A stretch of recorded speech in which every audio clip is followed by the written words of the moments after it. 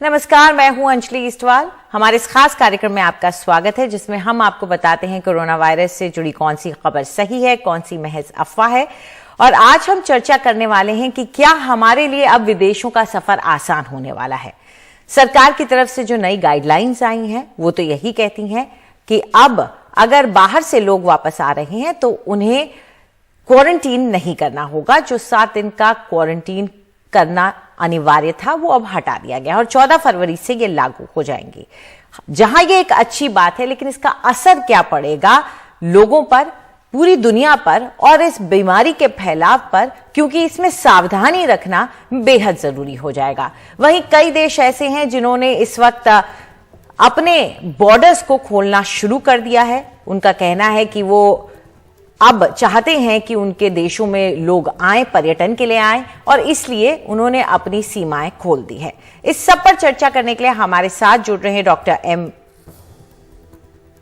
M वली,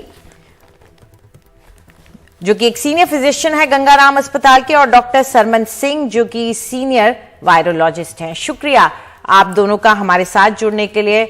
doctor वली, शुरुआत आपसे करना चाहेंगे। अब ओमिक्रॉन की जो स्थिति दुनिया भर में दिख रही है, उसके बाद लगता है कि सभी देश ऐसा कंफर्ट महसूस कर रहे हैं कि वो अब रियायतें दे रहे हैं। आगे चलते हुए कितनी सावधानियां देशों की तरफ से और लोग जो ट्रैवल करेंगे उनके तरफ से भी जरूरी है कि ये बीमारी कंट्रोल में भी रहे और लोग ट्रैवल भी कर सकें? बिल्कुल अंजलि जी, आपने अपने ओपनिंग रिमार्क्स में ही कह दिया है कि ये बहुत अच्छी चीज है, लेकिन इसके साथ कहीं ऐसा ना हो कि हम फिर एक मुसीबत में पड़ जाएं, तो सावधानी इसमें रखनी पड़ेगी। एक्साइटमेंट है, WHO ने बड़े कॉन्फिडेंस के साथ ये कहा है कि अब इससे ज्यादा हमको फायदा कोई नहीं होने वाला है, और उन्होंने ये भी कहा है कि अब इसकी रेसिप्रोकेशन करनी चाहिए कंट्रीज को आपस में, जिन्होंने एक दूसरे के लिए नियम बना रखे थे, सख्ती कर रखी थी। और हमारे पास एट प्रेजेंट 82 मुल्कों में ऐसा है जिसमें उन्होंने ये दिखाया है कि अब हमको खुला थोड़ा सा एटमॉस्फेयर करना चाहिए और खुलेपन के लिए आगाही की है। तो अगर मैं WHO के शब्दों में इसको कहूं तो उन्होंने कहा है कि ये इसमें कोई अब औचित्य इसका नहीं रह गया है और इसका हमें वेलकम करना चाहिए।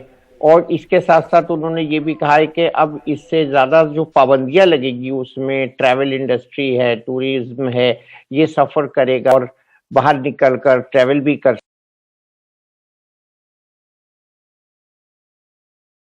सकते हैं हम, जैसे कि आपने कहा।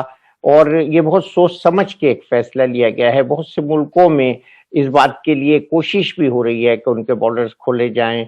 ज्यादातर मुल्कों ने रेसिप्रोकेशन में खोले भी हैं। तो ये इस वक्त के लिए अच्छी एक बात है जो हुई है, और इसके लिए हमको सावधानी के साथ आगे बढ़ना है। और इसमें कहीं ना कहीं हम वैक्सीनेशन को न भूलें और मास्क को न भूलें। इसके साथ मैं यही कहना चाहूंगा कि WHO का जो ये सजेशन है, ये पॉइंटर है, ये बहुत वेलकम स्टेप है और ये ग्लोबल पर्सपेक्टिव को ध्यान में रख के दिया गया है और उस पर हमको अमल करना है। बिल्कुल अंजलि जी।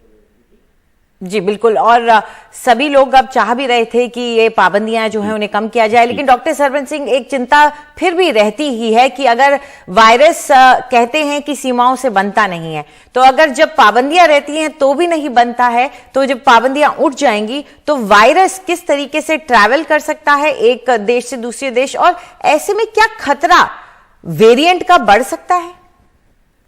जी अंजलि जी, थैंक यू। आपने खुद अपने रिमार्क में भी ये कहा कि जब पाबंदियां थी तो भी नहीं रुक पाए, वायरस को हम नहीं रोक पाए, और जब पाबंदियां हो जाएंगी तो कम से कम इसमें, जैसा कि डॉक्टर वली साहब ने कहा और सारा गवर्नमेंट का एक एम्फेसिस रहा है कि इकोनॉमी जो डाउन चली गई है सारी दुनिया की, नॉट ओनली हम अपने देश की बात नहीं करें, सारी दुनिया की चली गई है, तो उसमें बहुत सारे लोगों का मानना यह था कि इससे ज्यादा करने से फायदा कम और नुकसान ज्यादा होगा, पर्टिकुलरली इकोनॉमी का होगा। जैसा कि हम देखते हैं कि बहुत सारे प्रोटेस्टर्स जो कनाडा और अमेरिका के बॉर्डर पर भी वो प्रोटेस्ट कर रहे हैं, यूरोप ने सारे ने ज्यादातर खोल ही दिया है। बट आपका जो मानना है ये बिल्कुल सही बात है कि खतरा अभी हमारे सिर पे रहेगा।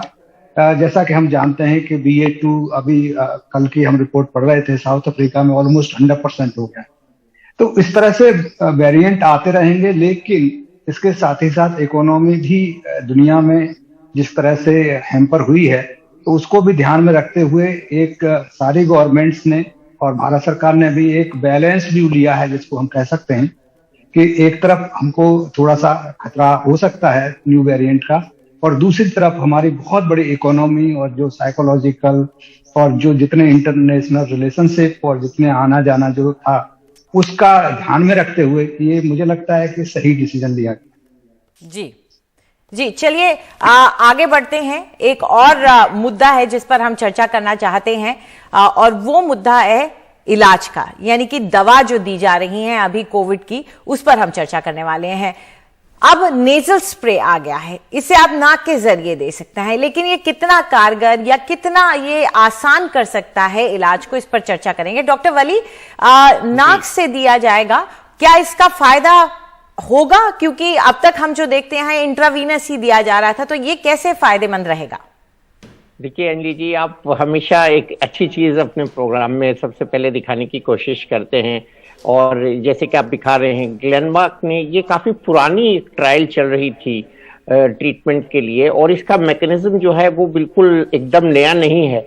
नाइट्रिक ऑक्साइड एक मॉलिक्यूल है, बहुत इंपॉर्टेंट मॉलिक्यूल है हमारी बॉडी के लिए, और उसका यूज नेजल इनहेलेशन के जरिए भी कुछ दूसरी बीमारियों में किया गया है। तो ये एक सोची समझी एक दवा है, और इसके लिए मैं आपको बताना चाहूंगा कि डॉक्टर फ्रीड मुराद को नोबेल प्राइज मिला था, और मुझे सौभाग्य प्राप्त हुआ कि वो, क्योंकि कार्डियोलॉजी से संबंधित थी उनकी रिसर्च, तो मुझे उनसे मिलने का भी मौका मिला, और उन्होंने मुझे ये बताया कि एक सेफ दवा है। और जब हम कोविड के लिए इसकी बात करते हैं, तो कोविड को ये अपना मैकेनिज्म के जरिए सिस्टीन, जो इसमें प्रोटीन मॉइटी होती है स्पाइक प्रोटीन में, उसके जरिए ये जिप लॉक कर देता है। तो ये दो जगह एक्शन करता है, जो वायरस सेल के अंदर जाके मल्टीप्लाई करता है उसको रोकता है, स्पाइक प्रोटीन को इनएक्टिवेट कर देता है, और जब वो अगर मल्टीप्लाई भी कर जाता है तो उसको बाहर निकलने में, जो वो मेम्ब्रेन को फोड़कर बाहर निकलता है, तो उसको भी वो इफेक्ट करता है। तो इन्फेक्टिविटी के ऊपर भी इफेक्ट करता है और मल्टीप्लिसिटी के भी ऊपर इफेक्ट करता है, और इसकी ट्रायल इंडिया में भी हो गई है। ग्लेनमार्क ने, जो ये कैनेडियन कंपनी है, इसका नाम नॉर्स रखा है उन्होंने, और ये कैनेडियन कंपनी के साथ इसका उन्होंने ट्रायल किया है सैनिटाइज के साथ, तो जो, और ऊटा में भी इसका ट्रायल हुआ है। तो ये सब ट्रायल्स हुए हैं यूएस में, कनाडा में, यूके में। तो ये एक सेफ मोडेलिटी है ट्रीटमेंट की एडल्ट्स को जो हाई रिस्क हैं, जिनका वायरस हमको नाक में ही मार देना है और संक्रमण को रोकना है उनके डॉक्टर वली, मैं डॉक्टर समन सिंह को भी लेना चाहूंगी, 1 मिनट रह गया मेरे पास। अगर इलाज आसान होता जाएगा तो बीमारी के फैलाव को रोकने में भी कोई मदद मिल सकती है क्या डॉक्टर सिंह?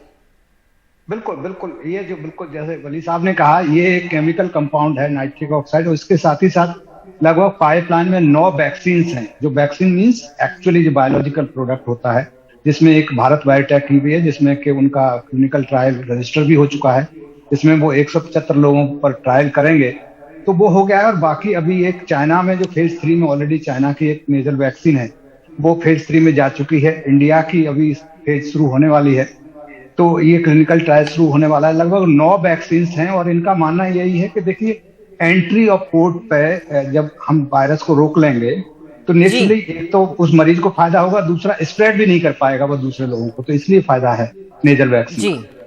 जी, शुक्रिया इस पूरी चर्चा के लिए आप दोनों का। तो अहम है कि हम तैयार हो जाएं सफर के लिए, लेकिन वैक्सीनेशन उसके लिए जरूरी है।